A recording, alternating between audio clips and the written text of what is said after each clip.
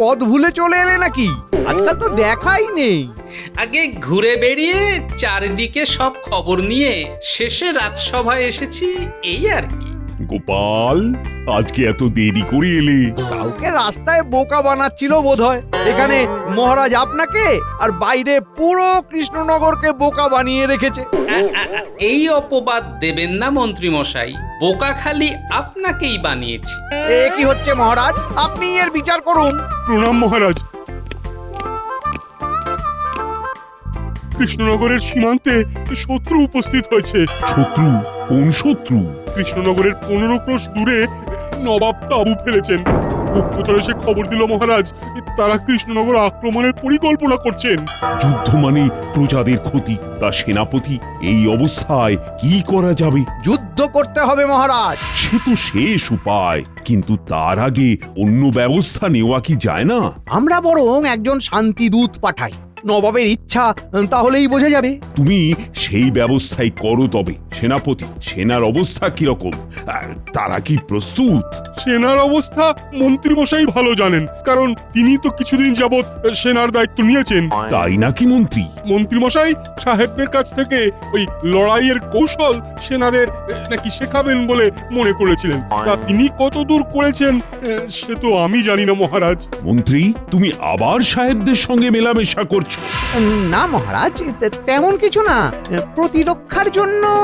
তোমার সাহেবদের প্রশিক্ষণ প্রাপ্ত সেনাবাহিনী কি নবাবের সেনার সঙ্গে লড়তে পারবে?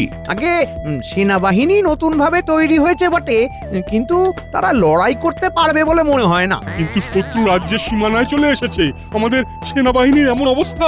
এখন কি যে হবে ভগবানই জানেন।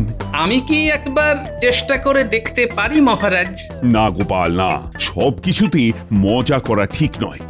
মন্ত্রী, তুমি দূত প্রেরণ করো, দেখো নবাবের সঙ্গে শান্তি স্থাপন করা যায় কিনা। আর সেনাপতি, তুমি যাও, সৈন্য প্রস্তুত করো। এখনকার মতো সভা এখানে শেষ হলো, বিকেলে আবার দেখা হবে।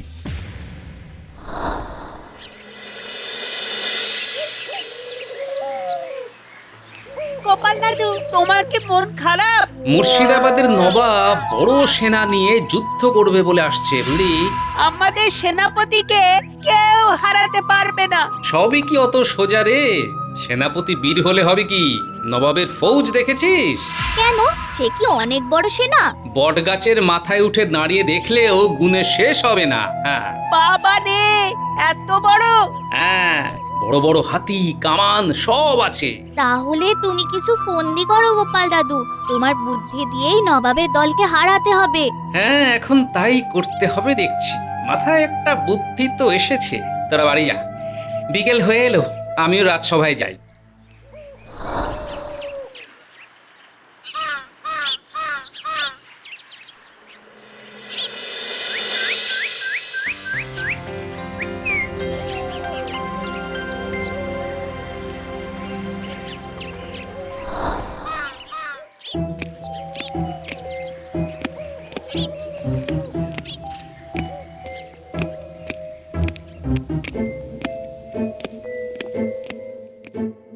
রাজামশাইয়ের আদেশে দূত নবাবের কাছে গিয়েছিল। উজির তার কোনো সদুত্তর দেয়নি, শুধু এই চিঠি দিয়েছে। গুপ্তচরের কথা অনুযায়ী তারা কৃষ্ণনগর আক্রমণ করতে প্রস্তুত। আমাকে তিনি বন্দি করে মুর্শিদাবাদ নিয়ে যেতে চান, আর আমার রাজ্যের সকল প্রজাকে নিজের গোলাম করতে চান নবাব। মহারাজ, আমি কি একটা কাজ করতে পারি? বলো বলো, তুমি কি করতে পারবে? সকাল থেকে তো এই একই কথা বলে চলেছ। আমি যা ঠিক করেছি সেই অনুযায়ী প্রথমে আমাকে কাল ভোরের মধ্যেই নবাবের কাছে যেতে হবে, আর আমার সঙ্গী হবেন মন্ত্রীমশাই। তাহলেই হবে। আজ রাতেই বেরোব, ঘোড়ায় করে ভোরের মধ্যে পৌঁছে যাব। সেনাপতি, তুমি সেনাকে যুদ্ধের জন্য প্রস্তুত করো। নবাবের কাছে গোপাল আর মন্ত্রী আমার শান্তির বার্তা নিয়ে যাক।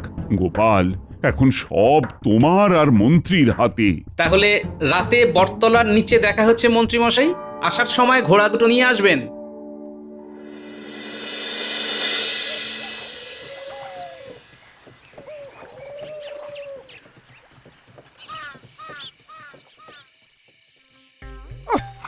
এই গোপালটা কোথায় যে রয়ে গেল, আসার আর নাম নেই। ঘুটঘুটে অন্ধকারে বটতলায় ভূতে যেন আবার না ধরে। বটতলায় একেবারে ঠিক সময়ে চলে এসেছেন দেখছি। আরে তুমি পারো গোপাল, কতক্ষণ ধরে দাঁড়িয়ে আছি, তোমার পাত্তাও নেই। 15 ক্রোশ দূরে যেতে হবে, নবাবকে হারাতে হবে। একটু পেট পুজো না করলে পারবো কি করে বলুন তো? কাল মরবো না বাঁচবো একদিকে এই চিন্তা, অন্যদিকে সাহেবের খবর মহারাজ পেয়ে গেছেন সেই চিন্তা। এখন কি যে হবে বুঝতে পারছি না। আর তুমি তুমি পেট পুজো করছো। আরে মন্ত্রী মশাই, তাড়াতাড়ি চলুন, 15 ক্রোশ দূরে যেতে হবে, চারিদিকে অন্ধকার, তাড়াতাড়ি চলুন। আচ্ছা মুশকিলে ফেলেছো বাবা, কাল নবাব মারবে, তার আগে আজ মনে হচ্ছে সাপের কামড়ে ডাকাতের হাতে মরবো, নয়তো ভূতেই ঘাড় মটকাবে আমার। আর কিছু হবে না, আমরা একসঙ্গে যাচ্ছি। আমি আছি আর আমার সাথে আছেন আপনি। দুইজন একসঙ্গে থাকলে ভূত কখনোই আসবে না। ভূত আসুক না আসুক, কাল যে নবাব ভূত হয়ে আমাদের ঘাড় মটকাবে তা আমি ঠিকই বুঝতে পারছি। গোপাল গোপাল তাড়াতাড়ি ঘোড়া চালাও, নইলে আর নবাবের কাছে যেতে হবে না, বাঘ শেয়ালে তুলে নিয়ে যাবে। আর একবার ভেবে দেখলে হতো না গোপাল? শুভস্য শীঘ্রম। চলুন মন্ত্রী মশাই, এই 7 সকালেই নবাব বিজয় করে আসি। গোপাল তোমার মরার ইচ্ছে, তুমি একা আসতে, আমায় কেন নিয়ে এলে? শুনুন, নবাবের জন্য একজন কড়া লোক চাই, যাকে দেখে নবাব একটু সামলে থাকেন। আপনি আমাদের মন্ত্রী মশাই, আপনার থেকে কড়া লোক আমি তাই আর খুঁজে পাইনি। তুমি আমাকেই হাড়ি কাঠে তুলছো? আমার যে কি হবে ভগবান জানে। সব সময় মনে রাখবেন, রাখে হরি মারে কে।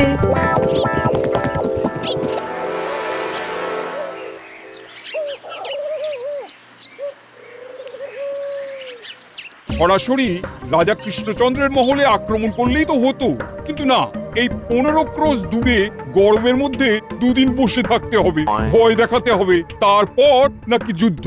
পারো বাবা তোমরা?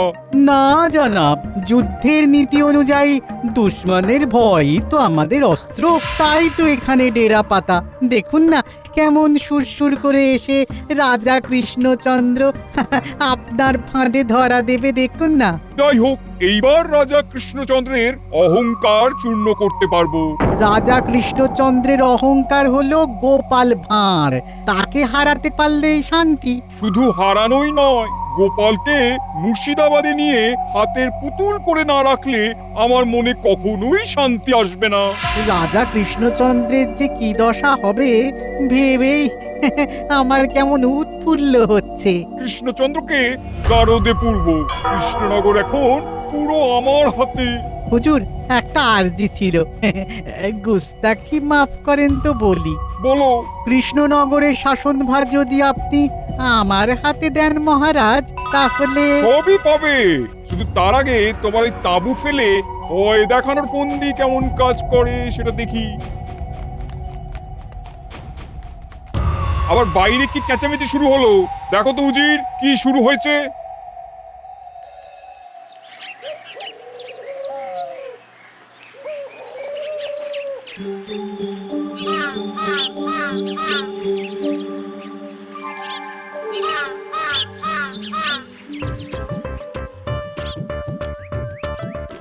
আরে গোপাল যে, কৃষ্ণচন্দ্রের কি সভাসদের অভাব হলো যে এখানে একজন ভাঁড়কে পাঠিয়েছে আমার সঙ্গে তার রাজ্যের সওদা করতে? একদমই না নবাব বাহাদুর, আমাদের রাজামশাইয়ের তরফ থেকে মন্ত্রীমশাই এসেছেন আপনার সঙ্গে কথা বলতে। আমি তো পথের ক্লান্তির উপশম মাত্র।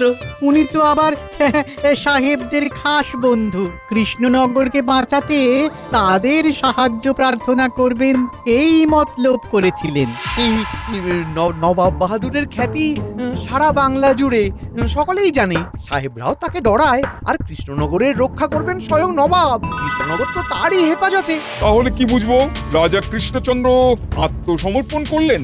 না নবাব বাহাদুর, মহারাজ হতাশ হয়েছেন। কৃষ্ণচন্দ্র হতাশ হয়েছে? হওয়াই উচিত, এইভাবে রাজ্য চালনা করলে হতাশ হতেই হবে।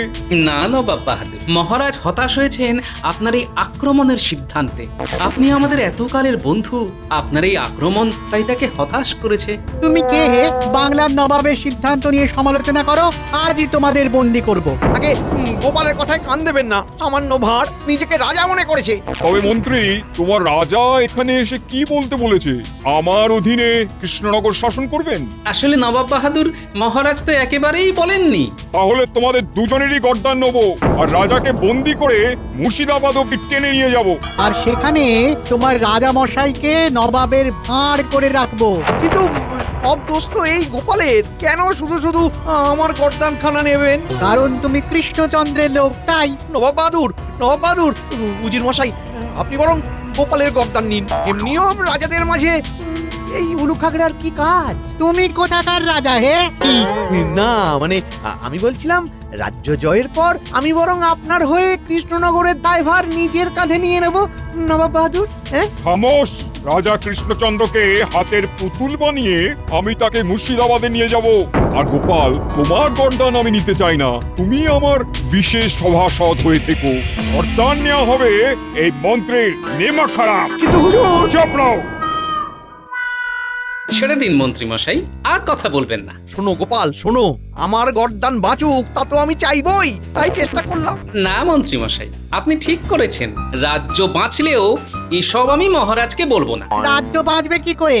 মহারাজ কৃষ্ণচন্দ্রের দূত হিসেবে আমরা আপনার কাছে এসেছি, তাই যুদ্ধনীতির মূল কথা অনুযায়ী দূতকে হত্যা করা উচিত নয়। তাই প্রথমত আপনি আমাদের গর্দান নিতে পারেন না, আর মহারাজা কিছু শর্তে সন্ধি করতে রাজি হয়েছেন। রাজা কৃষ্ণচন্দ্র শর্ত দিয়েছে সন্ধির। সে নিজেকে কি মনে করেছে? মহারাজ আপনার সঙ্গে সন্ধি করতে চেয়েছেন মানে আপনি জয়ের দিকে এগিয়ে যাচ্ছেন, তাই নয় কি উজির মশাই? হ্যাঁ, অবশ্যই। গোপাল একদম ঠিক বলেছে। দেখলেন আমার যুদ্ধনীতি কি সুন্দর কাজ করছে। আচ্ছা, সে যাই হোক, কিন্তু কৃষ্ণচন্দ্রের শর্ত কি শর্ত? সে কি আমার মতন শক্তিশালী নাকি? মহারাজ জানেন নবাব বুদ্ধিমান, তাই এই শর্তের মাহাত্ম্য তিনি বুঝবেন। শুধু গোপাল ভাঁড়কে পাঠিয়েছে বলেই এই শর্ত শুনতে আমি রাজি হয়েছি, নইলে নবাব বাহাদুরের জয় হোক। জয় তো হবেই, কোনো উপায় কি আছে? মহারাজা কৃষ্ণচন্দ্র অতীব বিদ্বান ও বুদ্ধিমান মানুষ। নবাব বাহাদুর তার থেকে অনেক বেশি বুদ্ধিমান। সঙ্গে উজির মশাই রয়েছেন, তিনিও গুণীজনের শীর্ষে। মহারাজা কৃষ্ণচন্দ্র কয়েকটি সহজ প্রশ্ন পাঠিয়েছেন। সে প্রশ্নের উত্তর যদি নবাব ও তার সঙ্গীরা কেউ দিতে পারেন, তবে সমগ্র কৃষ্ণনগর আত্মসমর্পণ করবে। আচ্ছা, তবে তাই হোক। তিনখানি প্রশ্ন আমাকে দেওয়া হয়েছে। একটি করে সহজ প্রশ্ন আপনাদের আমি করব, আপনারা তার উত্তর দেবেন। উত্তর না দিতে পারলে নবাব বাহাদুর আর কখনো কৃষ্ণনগরের দিকে ফিরেও তাকাবেন না। আর বাইরে থেকে কেউ কৃষ্ণনগর আক্রমণ করলে তার রক্ষার দায়িত্ব নবাবই নেবেন। মঞ্জুর। কিন্তু কি বিষয় প্রশ্ন হবে তা তো জানা গেল না। হঠাৎ করে প্রশ্ন করলেই হবে নাকি? তুমি থামো, মন দিয়ে প্রশ্ন শোনো। তুমি প্রশ্ন করো গোপাল। প্রথম প্রশ্ন, কি ডোবে কিন্তু ভেজে না? বলো, কি ডোবে কিন্তু ভেজে না? আসলে হুজুর, ছোটবেলা থেকে আমার জলে ফাঁড়া, তাই কোনোদিন ওই নদী পুকুর এইসব হয়ে ওঠেনি। তাই এই ডোবায় ভাষার প্রশ্নের উত্তর আমি ঠিক দিতে পারবো না। আপনি বরং এইটা বলুন, আমি পরের গুলো বলবো। এই মন্ত্রী, তুমি তো আমাদের দলে, তুমি বলো। আমারও ওই একই অবস্থা। জলাশয় সম্পর্কে কোনো জ্ঞান নেই নবাব বাহাদুর। আমিও না হয় পরের প্রশ্নগুলোতেই সাহায্য করব। মূর্খের দল একেবারে। ঠিক আছে গোপাল, দাঁড়াও, একটু ভেবে নি। তুমি এই ভুল ভাল প্রশ্ন শুরু করেছো হুজুর। গোপাল আমাদের বোকা বানাচ্ছে। হুজুর, আপনি সব জানেন কে কাকে বোকা বানাচ্ছে। এই উজিরের খালি অজুহাত। আমরা পারলাম না গোপাল, তুমি উত্তর বলো। সূর্য। উত্তর হলো সূর্য হুজুর। রোজ পশ্চিমে তো ডোবে, কিন্তু সে ভেজে না। এবার তাহলে হুজুর দ্বিতীয় প্রশ্ন করি। হ্যাঁ করো উজির, এবার আর অজুহাত দিও না। একলা তারি যায় না দেখা, সঙ্গী পেলে বাঁচি, দেখলে আধার ভয়ে পালায়, আলোয় ফিরে আসে। এটা আমি জানি, এটা আমি জানি। এইবার তাহলে কেল্লা ফতে। গোপাল, কৃষ্ণনগর এবার আমার। উজির উত্তর দাও। এই প্রশ্নের উত্তর হলো মন্ত্রী। মন্ত্রী একা কখনো থাকে না, সব সময় দল ভারী করে দলে। রাজ্যে আধার যখন আসবে তখন এই দল ছেড়ে পালাবে। উত্তর হলো তাই মন্ত্রী। এসব আবার কি? হ্যাঁ গোপাল, তুমি আমায় এখানেও অপমান করতে ছাড়লে না। এটাও হয়নি। কেন হয়নি? তবে উত্তরটা কি? হ্যাঁ, তবে উত্তর কি? উত্তর হলো ছায়া, মানুষের ছায়া। সে আধার এলেই পালায়, আর আলো এলে আমাদের কাছে আসে। হ্যাঁ, সত্যি মন্ত্রীকে নিয়ে কোনো লাভ নেই। এ কোনো কিছুতেই কাজে আসে না। এইবার তাহলে তৃতীয় প্রশ্ন। এর উত্তর যদি নবাব বাহাদুর না দিতে পারেন তবে মহারাজের শর্ত আপনাকে অবশ্যই মেনে নিতে হবে। কথার খিলাপ করলে কিন্তু ইতিহাস আপনাকে ক্ষমা করবে না। বাংলার নবাব জবানের এক, প্রশ্ন করো। আর উজির, দিনরাত খেয়ে দিয়ে ঘুরে বেরিয়ে অনেক তো হলো, এই প্রশ্নের জবাব দিয়ে নিজের পদের ও আমার মান রক্ষা করো, নইলে না হুজুর, এবার পারবই। প্রথমবার জলের ভয়ে, দ্বিতীয়বার তো বললুম ঠিক উত্তর, কিন্তু গোপাল উত্তর ঘুরিয়ে দিল। সব গোপালের ষড়যন্ত্র। এইটা পারবই, আপনি দেখুন হুজুর। তবে তৃতীয় এবং শেষ প্রশ্ন, উজির, দেখি তোমার জ্ঞানের বহর। গোপালের প্রশ্নে তো তুমি একেবারে জেরবার। না হুজুর, আমি এটা পারবই। মন্ত্রী মন্ত্রী তুমি কিন্তু আমার দলে, পারলে ভালো বকশিস পাবে, হয়তো জমিদারিও পাবে। তাহলে শেষ প্রশ্ন করি নবাব বাহাদুর। হ্যাঁ গোপাল, তুমি প্রশ্ন করো। তৃতীয় প্রশ্ন, যে পালে পাখা আছে এলে করে শব্দ, সদলে এলে পরে লোকে হয় জব্দ। পাখার ওই গুঞ্জনে ভরে যায় এ আকাশ, মাথায় উঠে পড়ে কৃষকের চাষবাস। গোপাল সব ভুলভাল প্রশ্ন করেছে নবাব বাহাদুর। পালে পাখা, লোকে জব্দ, শুধু ওই চাষবাসটাই ঠিকঠাক, বাকি সব ভুল। উজির, পারবে তো বলো, মেলা কথা বলো না। এই মন্ত্রী, তুমি পারবে, তুমি পারবে, তুমি বলো বলো বলো বলো। কৃষ্ণনগর, পারলে পারলে কৃষ্ণনগর তোমার। হ্যাঁ মন্ত্রী, পারবে তুমি?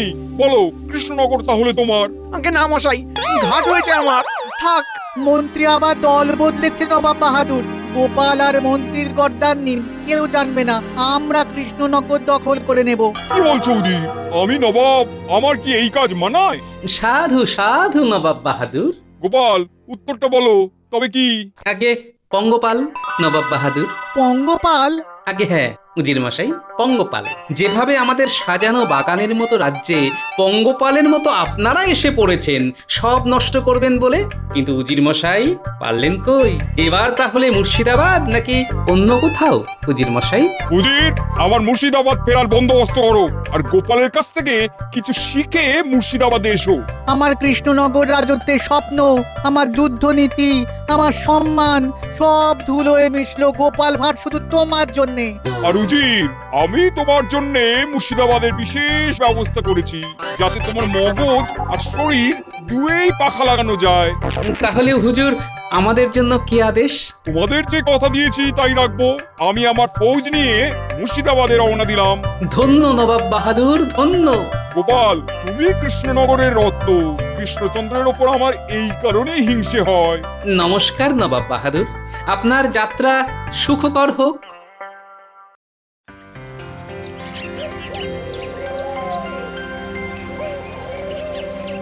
কৃষ্ণের নগরে আজ আসিল সমর, মন্ত্রী শান্ত্রী সবাই কাঁপে থরথর। কেমনে বাঁচিবে সবে, পাইবে নিস্তার, মন্ত্রী সাথে চলিল রণে একা গোপাল ভাঁড়। সত্যি গোপাল, তুমি না থাকলে এই যাত্রা সাঙ্গ হয়ে যেত।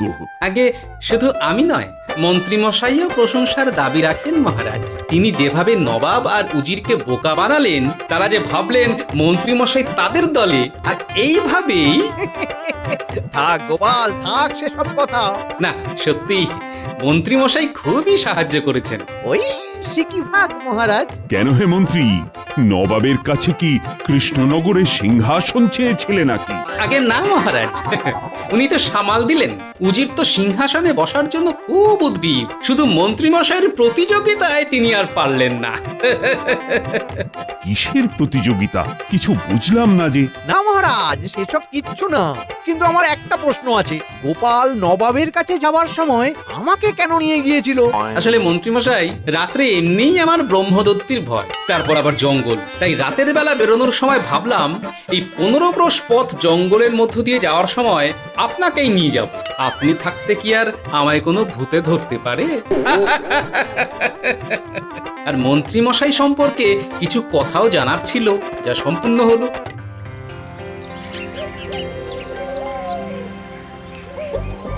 আজ তুমি না থাকলে গোপাল, এই কৃষ্ণনগরের মাথায় নবাবের ভূত চেপে বসতো। তোমাকে অশেষ ধন্যবাদ। এই নাও, তোমার এই সাহসিকতার পুরস্কার 1000টি সোনার মোহর। আর মন্ত্রী, তোমার জন্য 500টা সোনার মোহর। মহারাজের জয় হোক। মহারাজের জয় হোক। মহারাজের জয় হোক, মন্ত্রীর জয় হোক, গোপালের জয় হোক। কি মন্ত্রী মশাই, বলেছিলাম না, রাখে হরি মারে কে।